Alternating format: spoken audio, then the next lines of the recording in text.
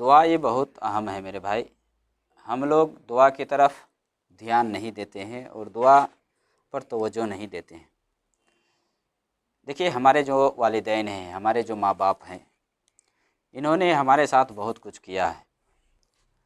حدیث کے اندر آتا ہے، ایک حدیث میں ہے، نبی صلی اللہ علیہ وسلم نے فرمایا کہ ایک آدمی قبر میں چلا جاتا ہے، قبر میں پہنچ جاتا ہے، لیکن 7 کام ایسے ہیں کہ اس کا ثواب قبر میں اس کو ملتا رہتا ہے، قبر میں پہنچتا رہتا ہے. 7 کاموں کا ثواب قبر میں، یعنی دنیا میں کر کے جاتا ہے نا، قبر میں بھی اس کا ثواب ملتا ہے.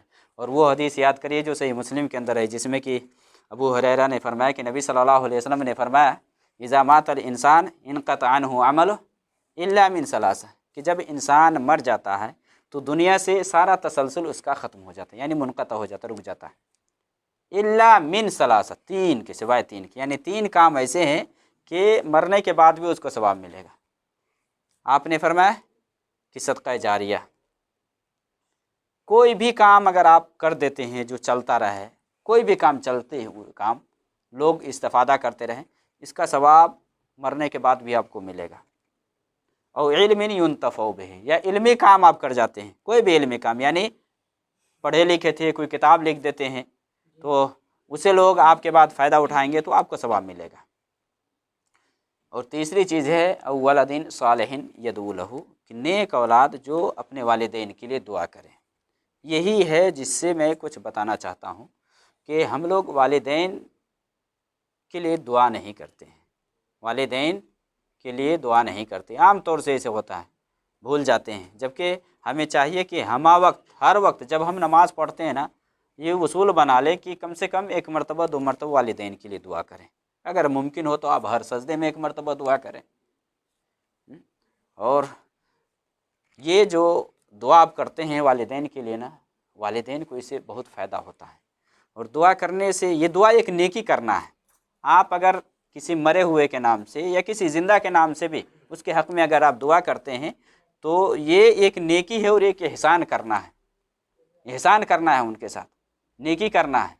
ماں باپ کے ساتھ نیکی کرنا تو ظاہر سی بات ہے کہ اولاد کے اوپر حق ہے کہ ماں باپ کے ساتھ نیکی کرے. تو دعا ماں باپ کے لیے کرتے رہنا چاہیے. اس لیے حدیث کے اندر ہے کہ آپ صلی اللہ علیہ وسلم نے فرمایا کہ 7 کام ایسے ہیں کہ جس کا ثواب انسان کو قبر میں جانے کے بعد بھی ملتا ہے. ان میں سے ایک آپ نے کیا فرمایا کہ من علم علما، جس نے دین سکھایا، تعلیم دی، کسی کو اسلام بتا دیا ہے نا، جب تک وہ آدمی عمل کرتا رہے گا اس کا ثواب بتانے والے کو ملے گا.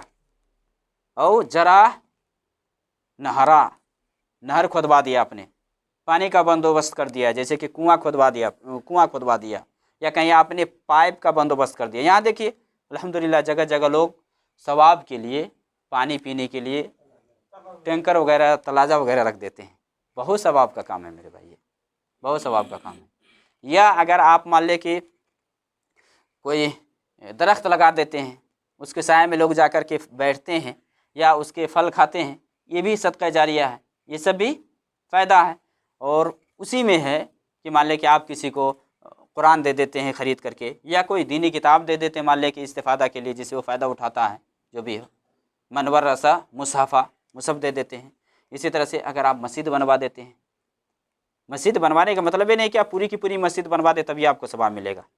جتنا ہو سکے آپ سے اتنا آپ مدد کریں، یعنی جتنے آپ دے سکتے ہیں پیسے، اتنے پیسے دے کر کے اس میں اگر آپ حصہ لیتے ہیں تو آپ کے لیے ثواب ہے، مرنے کے بعد بھی آپ کو ثواب ملتا رہے گا.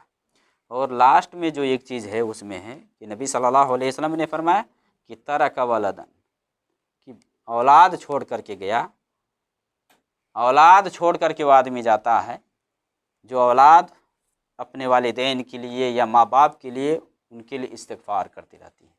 جو اولاد استغفار کرتی، یعنی جو بیٹا ہے یا جو بیٹی یہ سب دعا کرتے رہتے ہیں، تو اس سے کیا ہے کہ اس کا فائدہ پہنچتا ہے کس کو؟ والدین کو. اور حدیث کے اندر ہے نا کہ نبی صلی اللہ علیہ وسلم نے فرمایا کہ ایک آدمی کا جنت میں جب درجہ بلند کیا جاتا ہے، اونچا کیا جاتا ہے، تو اللہ تعالیٰ سے وہ پوچھتا ہے کہ اللہ تعالیٰ کس وجہ سے ہے، یعنی کیسے میرا درجہ بڑھا ہے.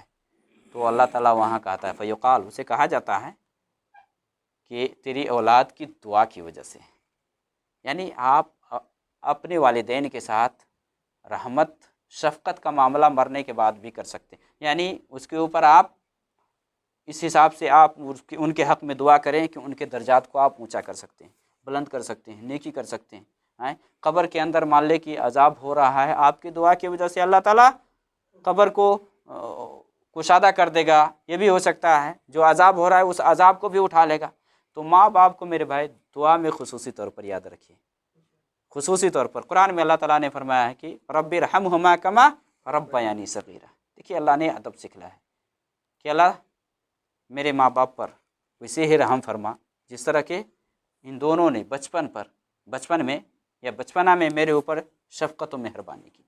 اللہ رب العالمین نے یہ طریقہ سکھلایا ایک بندہ کو کہ ماں باپ کے لیے دعا کرو۔ ابراہیم علیہ السلام کو دیکھیے، ابراہیم علیہ السلام جب تک آپ کو یہ خبر نہیں دی گئی تھی کہ آپ اپنے والد کے لیے استغفار نہیں کر سکتے ہیں، کیونکہ ان کے بارے میں بھی پتہ نہیں تھا، جیسا کہ قرآن میں ہے نا کہ ربنا اغفر لی ولوالدی وللمؤمنین یوم یقوم الحساب، کہ اللہ مجھے اور میرے والدین کو معاف کر دے، رب اغفر لی ولوالدی وللمؤمنین۔ اب دیکھیے مومنوں کے لیے بھی آپ دعا کریں، اور دعا زندہ مردہ دونوں کے حق میں آپ کر سکتے ہیں، دونوں کو فائدہ ہو سکتا ہے، دونوں کو۔ اور یہ اگر آپ دعا کرتے ہیں تو آپ کو بھی اس کا ثواب ملے گا۔ اب دیکھیے قرآن میں اللہ نے فرمایا ہے نا سورہ حشر میں ربنا اغفر لنا ولاخواننا الذین سبقونا بالایمان ولا تجعل فی قلوبنا غلا للذین آمنوا ربنا انک رؤوف رحیم، کہ جو لوگ بعد میں آئے ہیں نا، بعد میں، تو اپنے سے پہلے والوں کے لیے دعا کرتے ہیں کہ اللہ ہمیں معاف کر دے اور ہمارے ان بھائیوں کو معاف کر دے جو ہم سے ایمان میں پہلے سبقت لے گئے، یعنی پہلے ایمان لے جو چلے گئے، ان کے حق میں بھی آپ دعا کر سکتے ہیں، ہے نا۔ اور یہ بھی آپ اللہ سے مانگ سکتے ہیں کہ اللہ تعالیٰ ان ہمارے بھائیوں کے خلاف ہمارے دل میں کوئی دشمنی یا کوئی عداوت والی بات نہ رکھ، سب کو ختم کر دے، تو ہی معاف کرنے والا ہے۔ تو اللہ تعالیٰ سے والدین کے لیے آپ دعا کریں، رب اغفر لی ولوالدی ولمن دخل بیتی، سورہ نوح میں نہیں وہ دعا، رب اغفر لی ولوالدی ولمن دخل بیتی مؤمنا وللمؤمنین والمؤمنات ولا تزد الظالمین الا تبارا، کہ اللہ مجھے معاف کر دے، میرے ماں باپ کو معاف کر دے، میرے گھر میں جو بھی مومن مرد اور مومن عورتیں جو بھی داخل ہوئے اس سب کو معاف کر دے۔ یعنی مومنوں کے لیے جب آپ دعا خاص کرتے ہیں، مومنوں کے لیے، تو آپ جو ایمان والے ہیں ان کے حق میں آپ دعا دے رہے ہیں، مسلمانوں کے لیے دعا دے رہے ہیں، ٹھیک رہے۔ تو ہم اگر مان لے اگر اپنے والدین کے ساتھ نیکی کرنا چاہے تو ایک نیکی یہ بھی ہے جس میں آپ کو پیسے خرچ کرنے کی بھی ضرورت نہیں ہے، آپ نماز پڑھتے ہیں، چل پھر رہے ہیں، راستے میں جا رہے ہیں، آپ دعا کرتے ہیں اپنے والدین کے لیے، آپ کی دعا کی وجہ سے ان کے درجات کو اللہ تعالیٰ بلند کرے گا۔ ماں باپ ہے، کس قدر انہوں نے دکھ تکلیف اور پریشانیاں جھیلی، تو ان کے حق میں ہمیں نہیں بھولنا چاہیے۔ اگر عربی میں آپ کو مان لے دعا یاد نہیں ہے تو آپ اپنی زبان میں بھی دعائیں کر سکتے ہیں، اپنی زبان میں بھی اپنے ماں باپ کے لیے خیر طلب کر سکتے ہیں، مانگ سکتے ہیں۔ جنازہ کی دعا یاد نہیں ہے، وہ دعا ہے کہ اللہم اغفر لہ ورحمہ وعافہ واعف عنہ، ہے نا، یا والدہ کے لیے اللہم اغفر لہا ورحمہا وعافہ واعف عنہا واکرم نزلہا، ہے نا۔ اس طرح کی جو یہ دعا سب ہے کہ ان کی قبر کو کشادہ کر دے، قبر کو نور سے بھر دے۔ آپ کو موقع ملتا ہے، والدین اگر فوت ہو گئے ہیں یا والدہ فوت ہو گئے ہیں، والدہ بھی باحیات ہیں، یا والدہ فوت ہو گئی ہیں، والد باحیات ہیں، تو جو فوت ہو گئے ان کی قبر پہ جائیں، ان کے لیے دعا کریں قبرستان میں، وہاں پہ جا کر کے آپ دعا کر سکتے ہیں۔